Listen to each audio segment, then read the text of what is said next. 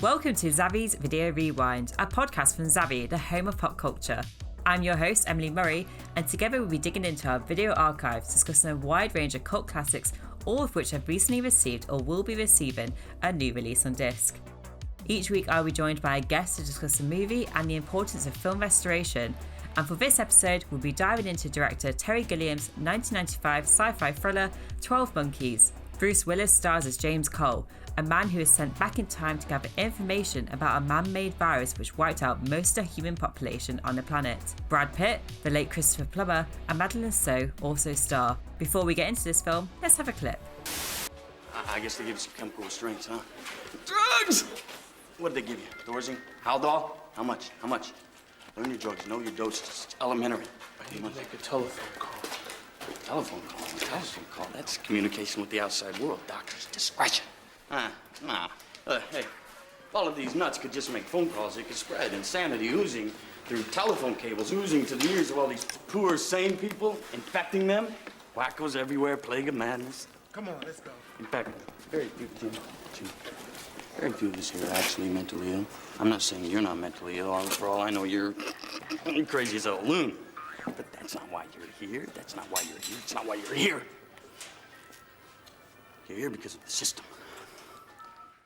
I'm joined by film journalist Alistair Ryder to discuss this cult favourite. How's it going, Alistair?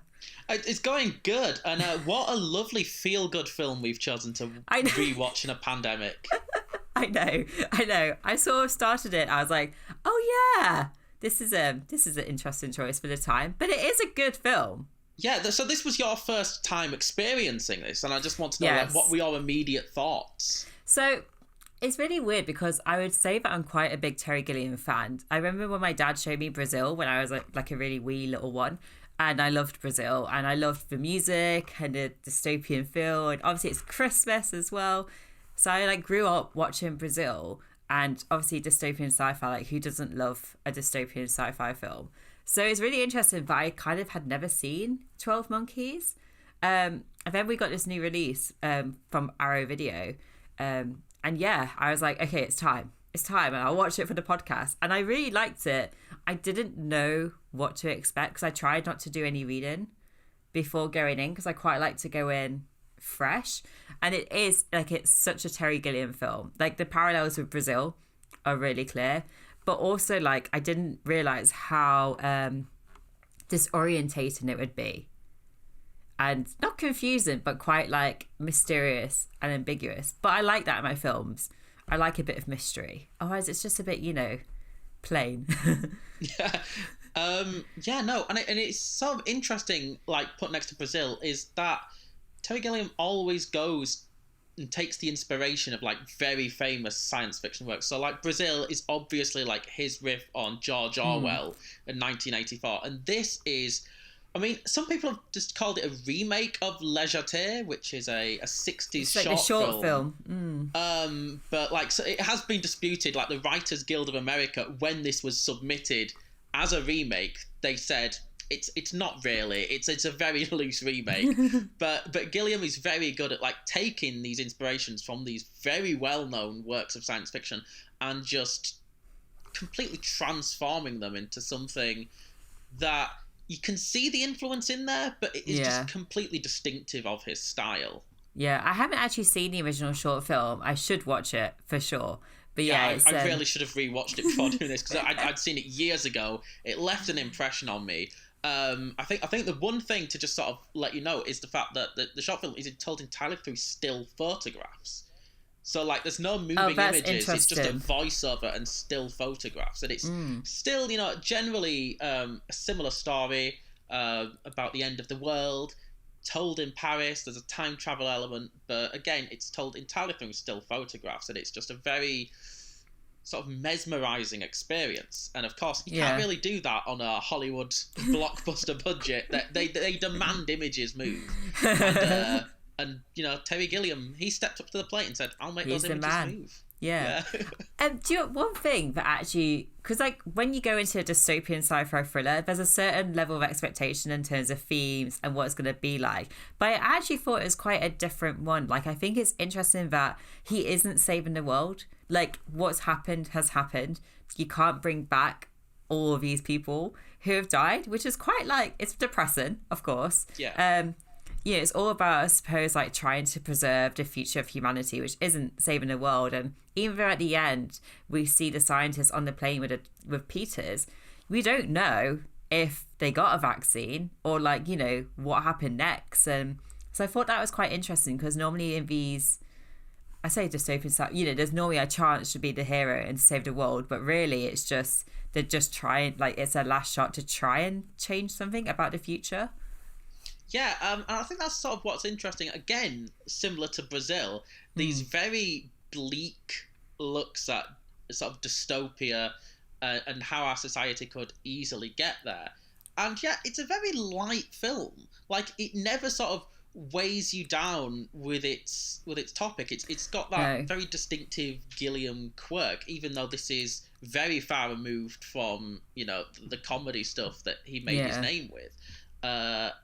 It's, I wouldn't go as far to call it a light watch, especially it's about, you know, a virus that completely devastates mankind. We're watching this during a pandemic. It's not easy viewing, but I don't know. I mean, whereas like some people started the, you know, lockdown rewatching Contagion to try and scare themselves. That's what I did. Yeah, like this is not that experience. Like, no. You watch this and it holds up surprisingly well because it isn't this doom and gloom thing. It's a lot more interesting than just a sort of scaremongering apocalyptic narrative. And yeah, I think that's why it holds up incredibly well. Yeah, it does hold on. That's why it's got a new release by Arrow Video, which is always, I love Arrow Video. They're just they're the best in the game. But yeah, it's like obviously this is my first time watching it. So it came out in '95, didn't it? So it's what you said. It's interesting how like I feel me watching it now. Probably if I was like I was 1 year old in '95, but if I was like a 26-year-old back in '95, I would probably have the same reaction. Like the themes and everything just seems so like they're timeless, aren't they? Like we are always fascinated with time travel and sort of sci-fi and dystopian. Like if that's your thing, it's your thing, and it is my thing. So this is why I think I enjoy 12 Monkeys. But you're right, it's not too in-your-face bleak. Obviously, it's quite depressing, but you know, there's elements of humor there, like because it is kind of like funny at times. Like the whole situation is just bizarre. Yeah, and it definitely sort of has fun with sort of how it sort of compares this apocalyptic situation to sort of like a grander biblical style, especially when you've got like the nods to Noah's Ark and everything. It's, even as it's doing this whole completely pessimistic thing, it knows how silly this concept is to us as an audience who just see this entirely as a film narrative and not something that could palatably ever happen. So it does have fun with it. It's that classic Gilliam thing of just sort of like holding your hand as you're sort of tiptoeing across the edge of the abyss. Yeah, and it's like when we realised that the 12 Monkeys group actually just let loose zoo animals, and when they said we did it, that was about that. Like that's funny.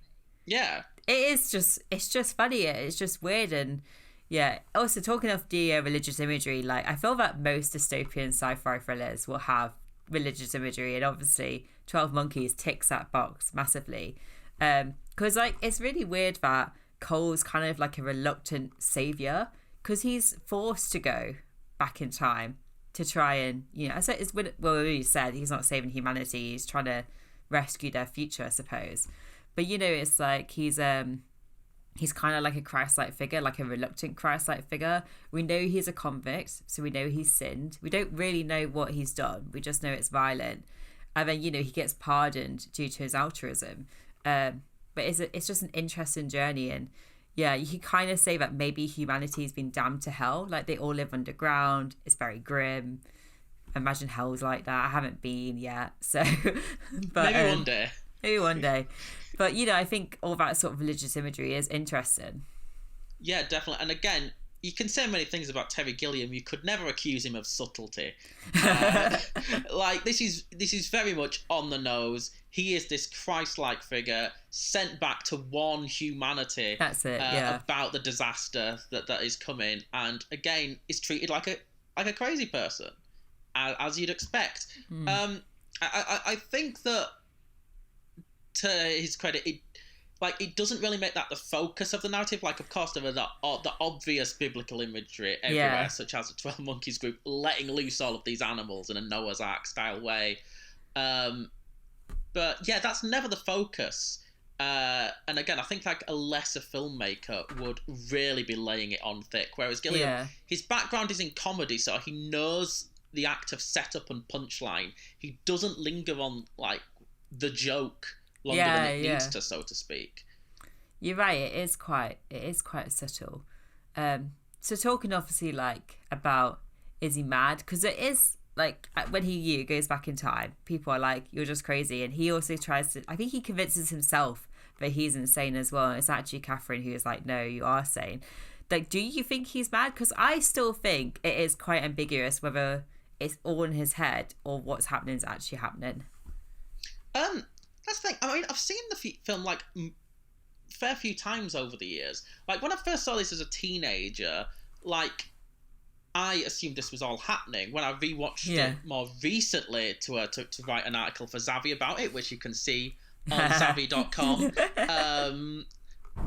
Then I had a completely different interpretation. Then I just thought it was all in his head. And I do like that there's never any clarity. You can come to this film different times and interpret different things. And I think that a lot of the strength to that is in Bruce Willis's performance, because he's cast very much against type here. Like he's the hero, but he's not like this wisecracking hero. He's the reluctant hero. He's a comparatively silent, awkward figure. And Terry Gilliam initially wasn't going to cast him. His top two choices were Nick Nolte and Jeff Bridges. And he was eventually convinced after rewatching Die Hard and seeing a scene where Bruce Willis is just like delivering a monologue while picking shards of glass out of his foot, and he was like, that's it. And but then even he wasn't fully convinced. He went to Bruce Willis and he had this full list of like acting tics. It's like, I've watched a few of your movies. You always rely on these like acting tics, and he just read out this list. He said, you can't do any of these. You can't do the standard Bruce Willis performance. You have to fully give yourself into the role, and he does. He does, yeah. And I think at the time the performance was pretty undervalued because it's next to Brad Pitt's more hyperactive role. I mean, Brad Pitt I think it was his first Oscar nomination for 12 Monkeys, because it's a really eye-catching performance. But now, watching it is the Bruce Willis role that really stands out in stark comparison.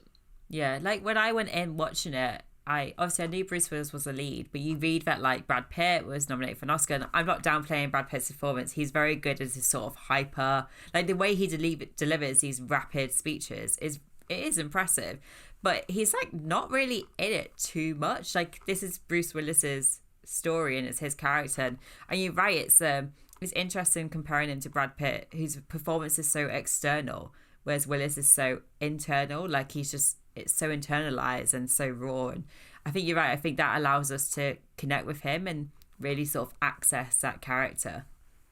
And Brad Pitt's take on this character is now I don't think this is how you would even approach this character now, because it does seem very much of its time in a sort of portrayal of mental illness as a sort of hyperactive Looney Tunes character. Yeah. Like, it's very much of its era. Like, it never becomes tasteless because, I don't know, but it's clearly a heightened reality. It's clearly we're not supposed to take this as a serious portrayal of any existing illness. But I think that now, if you were to adapt this material, and I know it has been adapted recently, there was a TV series based on 12 Monkeys, which I haven't seen. But yeah, I think that you would take a sort of a different approach with this character, because Brad Pitt is eye-catching, and he does, again, he's like a cartoon come to life. But that isn't how you would handle a character with mental illnesses in the modern era. So that's the only part of the film that may not age well, even though Brad Pitt's performance is still excellent. Like, it's the things that were undervalued at the time, such as Bruce Willis's performance, that have aged a lot better than I thought. When I rewatched this, I just thought, I was worried, is this just going to be a film that I loved as a teenager that just doesn't hold up? But no, it really does. No, it does. Like, he's just so good in it, and Yeah, I know what you mean about Brad Pitt in terms of he's a caricature, isn't he? And that's the issue. Like nowadays, you probably wouldn't be able to. You would probably, it's what you said. It's not tasteless because it is a heightened reality, but it might be a bit insensitive like today. But yeah, Willis as James Cole is not the performance you expect. If you sort of grew up watching Willis as Die Hard, and nowadays he does a lot of video on demand, big action film. I say big action films. It's video on demand, but like he does these action films. Like he's not a hero really. I mean, he is, but he's not. It's what we said earlier. He's a reluctant character. Like he sort of drags his feet throughout. Yeah. And I think that would be all of us in that if we were sort of set back in time to be like, can you do this? I'd be like, really? Do I have to? And you would be confused. And that's another thing. I really like this structure. Like it's so disorientating and it really helps you be placed in Cole's mind, and that helps you relate to him a lot more, I think. Oh, definitely. So yeah, let's just talk about a bit more, because this was your first viewing, and I'll say I know there's so much to unpack. Like so much. I've seen this a few times now. Like this is, you've got everything to process and have to speak about it on this. It's a lot to process. So yeah, I just sort of want to sort of unpack sort of a bit more about like where you thought it was going when you were watching it for the first time, because you came to this with absolutely zero context. You knew it was a time travel movie, and as I said, the structure has caught you off guard, the ambiguity has caught you off guard. I mean, how did it measure up to what you thought that this was going to be? I think when you go into like a time travel like film like this, we didn't even see the time travel at first. He just sort of it just cuts and he just wakes up in his prison cell. And I think that was interesting because that immediately, as I said, like puts you, like sets you off guard, and you're like, where am I? Like, what's happening? Because you don't know. It's not clear. I mean, it does then become clear, but at first it isn't very clear.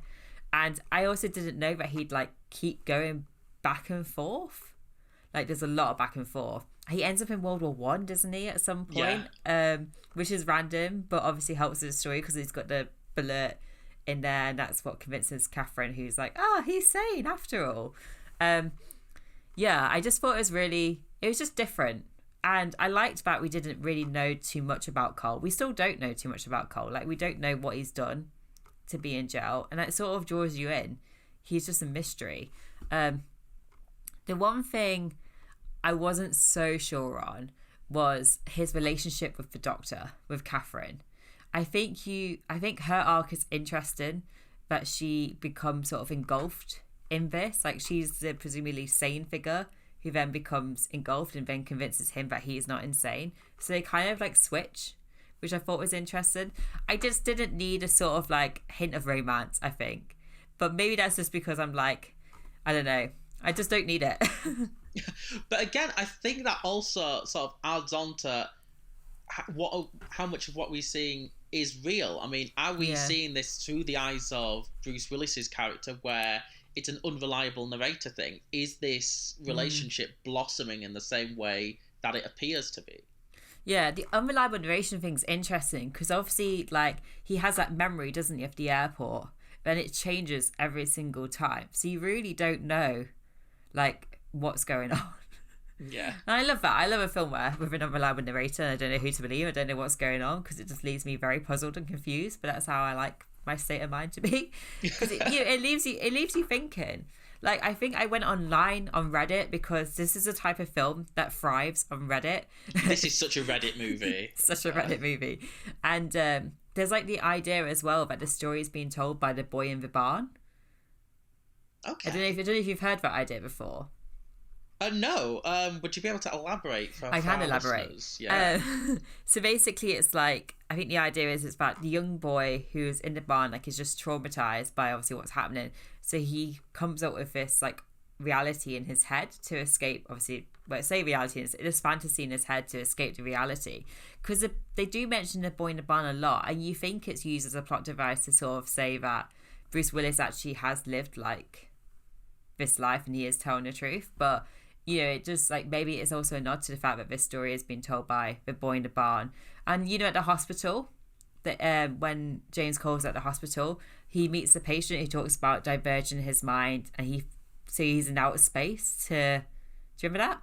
Yeah. Yeah. So maybe that's what this boy's doing, or maybe young Cole is being so traumatized by what he saw at the airport, he's now constructed this whole story as a way to escape.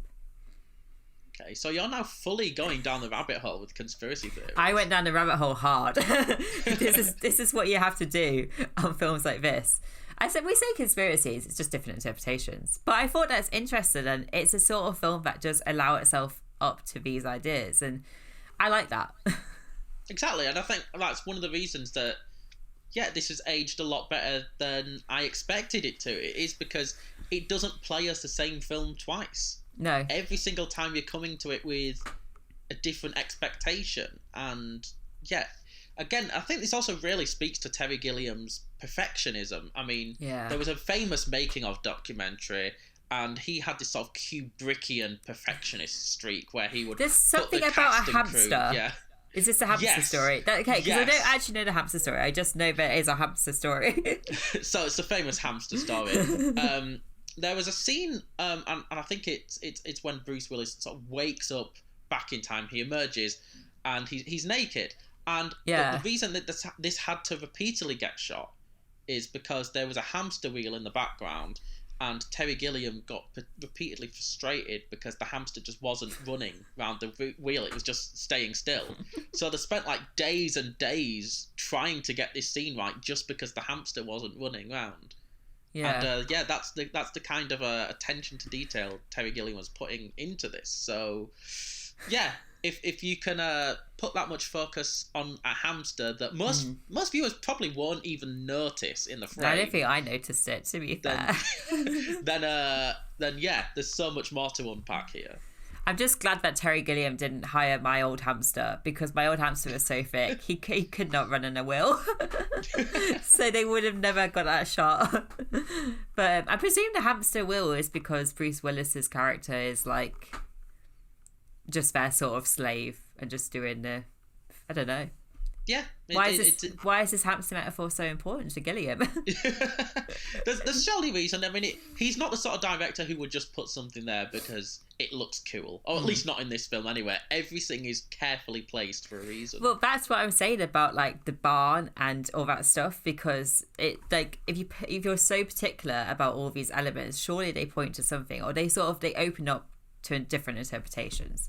Yeah, I mean, cracking this case wide open. Yeah, you should just go on the Reddit board. There's a lot of crazy ones out there. Yeah, I know what I'm doing after we've finished this recording. You'll be there for hours. Yeah. Wave goodbye to my plans this evening. I did want to ask you on your thoughts on the female character, because as I just said, I think she's got an interesting arc in how it switches with her and Cole. I just wasn't totally convinced, admittedly, by the character. I think Madeline Stowe is very good in this role. And again, it's another performance that I probably undervalued when I first watched it as a teenager, because it was just like, wow, Brad Pitt is just loud. All levels of insane. Loud. Yeah, now I watch it and I'm like, he's loud. He's when loud. I watched it, it's just like, he's Turn bouncing down the TV off the walls. remote. Yeah. Yeah, I understand those reservations. I don't fully have those, but that at the same, because I think that a relationship between them needs to develop to some extent, but just for the narrative to move where it does. But yeah, it's one of those things. It's like the Hitchcockian MacGuffin of just like a random object needs to be in this plot so it can move from point A to point B, and they need to sort of forge some sort of like relationship, whether it be platonic or otherwise, in order to get to where the story is going. And yeah, considering the circumstances of how that begins, not fully believable, but again, it's a heightened reality. This is true. True. You just have to take it with a pinch of salt, I feel. And yeah, it's it's not something that has bothered me on this rewatch, because, as I say, there are so many ideas elsewhere. I can forgive the simplicity of some of the storytelling in order to get to those. Yeah, it was just a really minor reservation. I just felt, it's what you said, I feel that she's just sort of there to help move the narrative, and I think they were trying to do something interesting with her sort of characterization switching with Cole's. I did like that. I just don't know if I fully believed that. But I suppose this is a thing we have all the time with like psychiatrists and their patients. Like, this is a very random comparison, but you just look at Harley Quinn and the Joker, you know. It's like apparently in films and TV, I think it's psychiatrists, they always fall in love with their patients. Yeah. I mean, yeah, when I was watching this, I was thinking, wow, this is like Harley Quinn and the Joker. Well, I only just thought of that. But you know what I mean? Or like we can look at Sopranos, we can look at Dr. Melfi and Tony Soprano. Like it's a theme for definitely. sure. It's definitely a trope, and I think this is I think this is done more interestingly, but I'm not sure if that's just because the film around it is much more interesting. Like I'm more forgiving of such a basic trope being used in order to develop their relationship.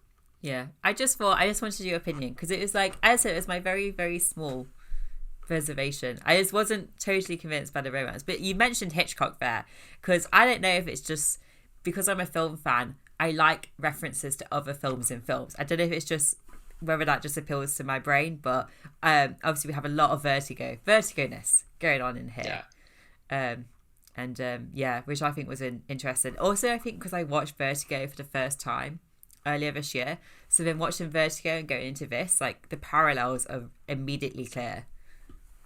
Yeah, I mean, correct me if I'm wrong, but I'm pretty sure that like Vertigo was the only other sort of big reference point on this, alongside Le Jetée, which this is nominally a remake of. Like, yeah, they sort of are connected, Vertigo and Le Jetée, I think, somehow. But yeah, no, Vertigo's always just a great movie to see sort of referenced in other movies. Like my favourite sort of Vertigo reference was, I don't know if you saw Under the Silver Lake. No, I didn't. But there's sort of like a lot of similar framings in terms of Andrew Garfield being very stalkery, and it all builds up to basically a bunch of characters sitting on Alfred Hitchcock's gravestone. Oh, okay. Which is a very funny joke. So yeah, Dogs, watch 12 Monkeys, watch Under the Silver Lake as well. That's my recommendation. Double bill. Yeah, fun double bill.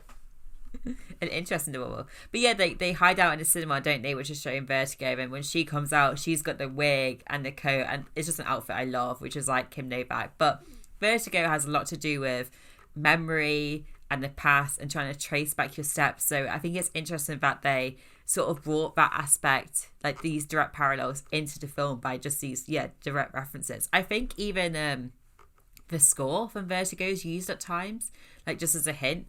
Obviously, if you've not seen Vertigo, it's probably a bit lost on you as a viewer. But I don't know. As I said, they do literally watch Vertigo. They do, so that really helps out. And they even watch this scene where she's like she's talking about a tree trunk and she's retracing her steps. So I suppose that does help. But I don't know. I just thought it was interesting that, because he could be accused of, like, I suppose if you didn't put the references in, you could be accused of, oh, you're just sort of trying to rip off elements of Vertigo. But if you put the references in there, it feels clever, it feels meta. Yeah, it's one of these things that Mark Kermode has always talked about how like cinema and memory are intertwined, and like this is exactly, it's using memories of a previous film in order to unlock not just memories in the audience and like our projecting our thoughts of that film onto this new narrative, but also in terms of the characters and how they're using memories of a film in order to respond to their narrative. And it's something done very well that I wish I could have articulated just as beautifully as I had in my mind. Oh, Alistair. Like, one thing I really like about Terry Gilliam's vision, which is something I like in Brazil as well, is the way he sort of, the technology and the way he paints this world. It's horrible. I don't want to go there. Like, even it's like grey, it's grubby. I feel like I need to like wipe my screen off the dirt because it's like dark and horrible. But I thought it's interesting that the world, like, obviously we have the present day, the future, I suppose, where they're all living underground, which is pretty grim because it is underground, and their technology, let's be honest, isn't great. It's because they keep sending them to the wrong year as well. Like, it's a bit haphazard. But then I thought it was interesting how the world before, obviously, the virus hit was also not great. Like, it's also painted as a pretty grim picture. Yeah, nobody designs like a rundown cityscape quite like Terry Gilliam. Like, it is just miserable. It's just like just graffiti everywhere. Just everything is just grey. When he goes further back in time, it's literally a war zone. Yeah. Like, there is no like escaping to sort of like happier like locations here. Everything is just sort of grim, with, again, weirdly, the possible exception of the movie theatre, which is just lovely. Yeah, that's like the bit of escapism that they have, just from the just unrelenting bleakness. Yeah, it's the one time Cole looks clean is when he's like, I think he looks like Nick Cage, by the way, when he's got the moustache and the hair on. Yes. When he's like in disguise as Nick Cage, it's like the only time he looks clean in that film. But yeah, I just think do you think it's the only idea I had about why that past is so grim as well is, do you think it's because they're saying like this isn't a world that was happy, and this is why I suppose it like someone thought that all these people need to die? And you could also sort of project that as it all happening within Cole's head as well, because he can't like imagine a happier past, so he's just redesigning this past within the image of the present that he knows. Yeah, there's like a lot of parallels there between because I don't know, maybe that's something, talking about what we said earlier about viewers' expectation. I think I just was quite shocked when we went into the past. I was like, oh, it's not nice. It's just not a very nice world as well. I think it's just, because environmentalism is an interesting thing. Like these, like that's another theme of this movie, which again is still a massive theme today. Like there's people out in this world who think that humans are a disease, and I think that's why this world in the past in this film is painted as such. Yeah, nature is healing, we are the virus. Yeah, exactly. No, you're completely right. Again, it's one of the reasons that this holds up as well as it does, because it does still ties into many of the cultural anxieties that we are facing. And as I said at the top, one of the reasons that it holds up so well is because it specifically is not heavy despite those themes. It's surprisingly light on its feet. It's interesting, and I think it's a good balance of being intriguing and disorientating without being totally confusing. You don't ever feel so lost you want to turn it off. Yeah, no, it's a very watchable movie. Very watchable. It's I mean, if you compare it to something like, I'm trying to think of like what the most sort of dense time travel narrative would be. If you like place it next to Primer, which is something that is, the mystery of trying to figure it out ends up becoming so overwhelming, you just get too lost in the sensory experience. Like, this is the opposite of that. This is just like you just end up going with it. Like, it's just so eminently watchable. The performances are just so there that eventually, like, working out the mystery does become like sort of a back of the mind thing, because you're just letting the film sweep you away into this just perfectly designed dystopia.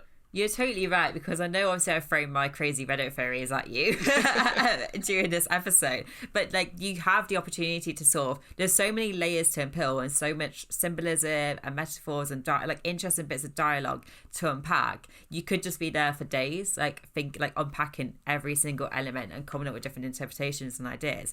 But also, it's 2 hours long. You can just put it on a Friday night and just go with a ride. It's a perfect balance. It's what we want.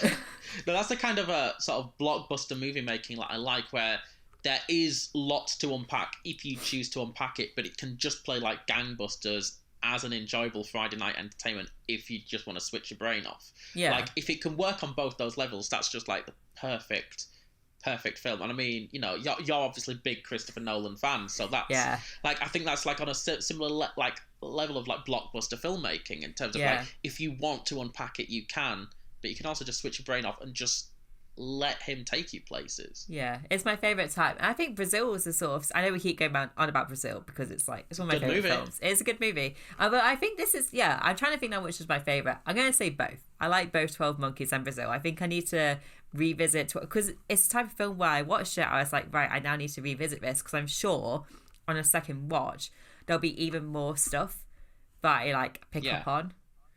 Because it's as we said earlier, it's got layers and you've got to unpack it. But Terry Gilliam's very good at making these watchable sort of thrillers, I suppose, but which have like so much going on. And that's why he had people like Brad Pitt and Bruce Willis wanting to sign up to be a part of this project. Yeah, he doesn't make films, or at least he didn't during his heyday. He didn't make films where you'd only just want to watch them once. These are designed to be rewatched for you to buy them and put them on your shelf. You know, these are... Yeah, he during this period of his career, he was just so inventive and just filling the frame with so many details that, to just watch them one time just seems a bit foolish, really. Yeah, you're totally right. Right, before we move on to the final section of the podcast, I do have an exciting competition for our viewers and listeners, because viewers and listeners, we do all sorts. We are everywhere. Sadly, Alistair, you can't win the prize because I feel that like you're the guest, so I'm sorry. But we are giving you a chance to win a copy of our Zavvi exclusive 12 Monkeys steelbook, which I don't know if you've seen it, Alistair. It looks fancy. It's got the 12 Monkeys symbol. Because what else would you do? I've seen it. I want it. I'm going to try and rig this competition.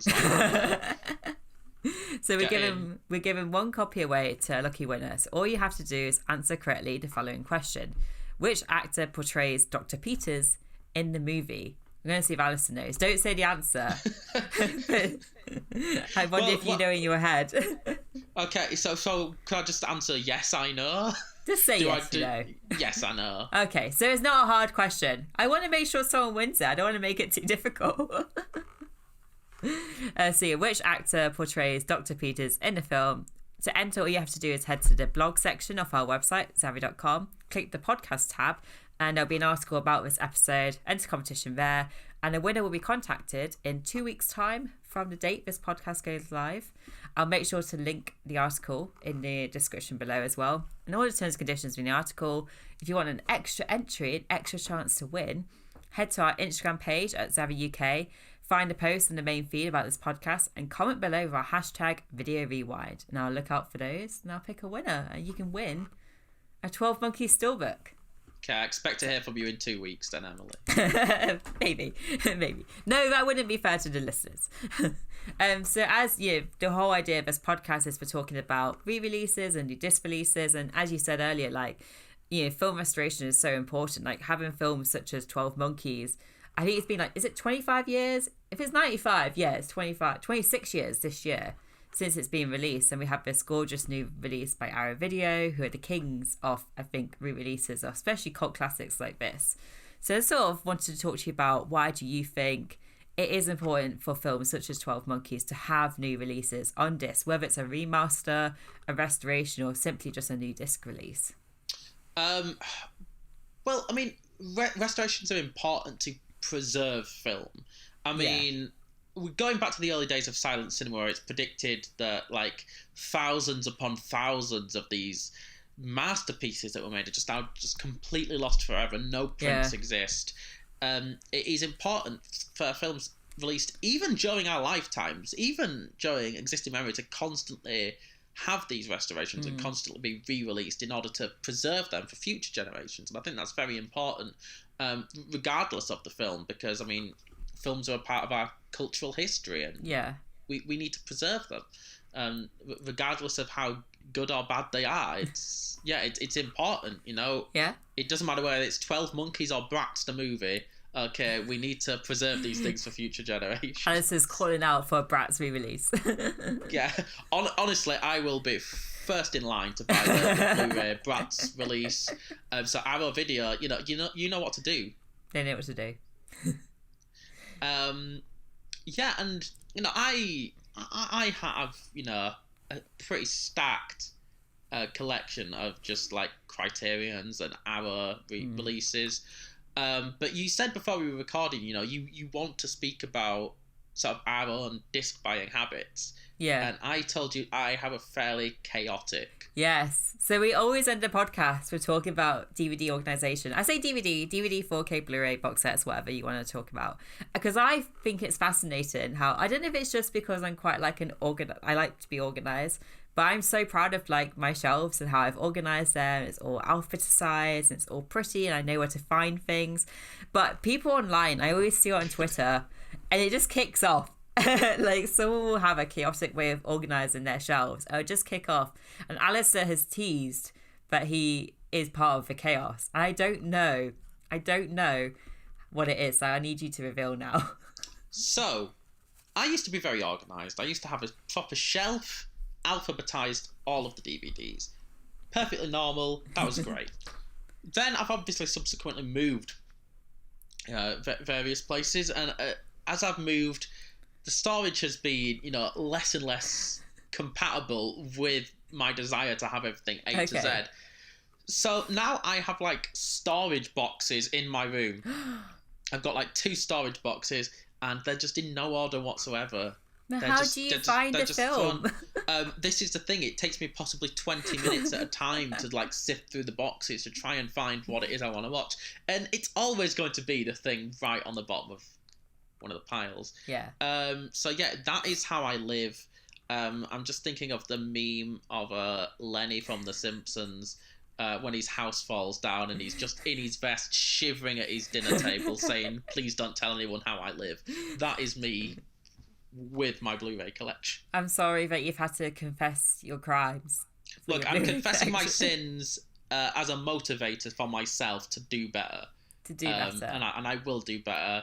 I will alphabetize my Blu-rays, my books, everything when I get a proper shelf. A proper shelf. Yeah. I do. Okay, here's another question. So 12 Monkeys, would you put it under, numerical, or would you put it under the T? I would put it under numeric. I would put it under numerical. But here's the question: would you put numerical before A or after Z? I say before, but that might just be me. I would agree with you. I would go before A. Yeah. Okay. I don't really. Yeah. I don't really have a strong enough opinion to argue, but I think it would be really funny if we disagreed and just launched into an argument. Great way to end the podcast. We're polite, Alice, so we wouldn't end a podcast yelling at each other. But I think it's spelt with the number 12, isn't it, rather than a T? If it was spelt 12, like spelt out, it would be under T. Can I tell you what would be even more chaotic? If you put it under O because 1 is the first number, put it under O. That would really... That's like a future game if you want to like, I don't know, launch a competition for Zavvi. Is like take a picture of a DVD shelf, put 12 monkeys in the O and put why is 12 monkeys here? And then just see what the responses are. I think I'd kick off for starters. So... I just like organisation, okay? And yeah, I mean, this is another thing I like re-releases for, going back to that conversation, is I don't know why, but I find it very satisfying if I have like several nice versions of a film. Like if it's a film, like one of my favourite films, like The Thing, or as we said, I like Christopher Nolan like a lot. Like The Dark Knight. If I had like a couple of different releases, because they always have different artwork and they always have different features, like that satisfies me, like as a person. Exactly. Nice. Yeah. You need a standard one. You need a steelbook. You need the 4K. Then of course a few years down the line, hopefully a nice restoration by a company such as ours.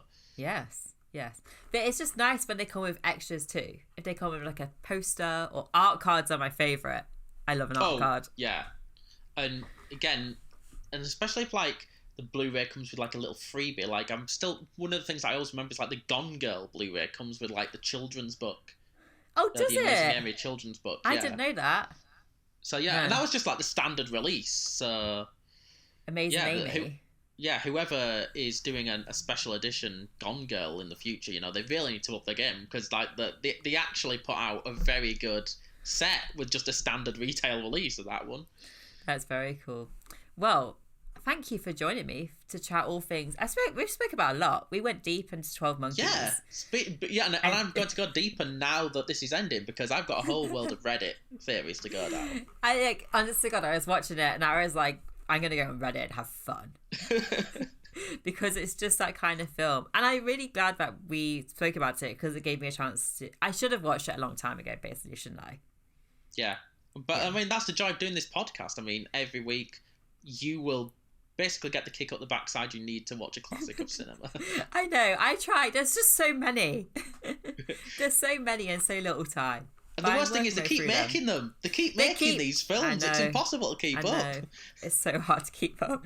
Well, thanks for joining us, Alistair. If people want to follow you on social media and see more of your work, where can they do that? Oh, you can follow me on Twitter at YesIt'sAlistair. And you can find me on Letterboxd by searching Cinemole. That's like cinema, but instead mole. Cinemole? Cinemole. Like a mole that lives in a hole. Do you relate to moles who live in holes? I'm curious to that name. I don't know. It's one of those things that it was never my first ever like film review blog, which now does not exist. I removed it from the internet because I just could not write back then. But I just think it just sounds like a catchy name, Cinemole. Cinemole. Yeah. I like it. And Alistair does some writing for the blog, and you pop up on Zavvi. Yeah, I've written a few great pieces for Zavvi, and maybe by the time this is out, I might have written a few more that you'll be able to check out. This is very true. Yeah, keep your eyes peeled. And if you enjoyed us talking about 12 Monkeys, Alistair did write a great piece on Bruce Willis's performance, which we did touch upon in this. But if you want to read more about Bruce Willis in 12 Monkeys, I think it's on Zavvi blog. I think it was last year for the anniversary. I think it was like around the start of this year, end of December. Time is just nothing to me now. We've been in lockdown for so long. But yeah, go on the site, do a bit of scrolling, you'll find it. Yeah. It's there. Well, once again, thanks for joining us, Alistair. It was great to talk about all things 12 Monkeys. We would love to hear our viewers and listeners' thoughts on both the film and the podcast. Please share your opinions with us on our social media pages. Just use the hashtag Video Rewind. On Twitter, we are at Zavvi. On Facebook, we are at Zavvi Online. And over on Instagram, we are at Zavvi UK. We also upload our podcast to YouTube in video form. So if you want to see our faces, talk about 12 Monkeys, we are here on YouTube. Don't forget to subscribe to the podcast on a platform of your choice so that you never miss an episode. Don't forget to give us a rating or review too. And if there's a film you'd like us to discuss, just let us know on social media. Once again, using the podcast hashtag Video Rewind. It's a catchy hashtag, I think. Video Rewind. Yeah, hashtag Video Rewind. Get it trending, yeah. So thanks for listening. This was Zavvi's Video Rewind, and I'll see you in the next one.